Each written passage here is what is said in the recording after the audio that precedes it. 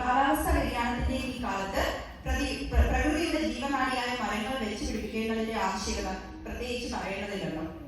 മരം ഒരു വരം തന്നെയല്ലേ. അത് ഓർമ്മിപ്പിക്കുന്ന ഒരു കവിതയുമായി എത്തുന്നു അർണവ് വിഷ്ണുശേഖർ, സ്വപ്ന ടി റോയിയുടെ ജീവമരം.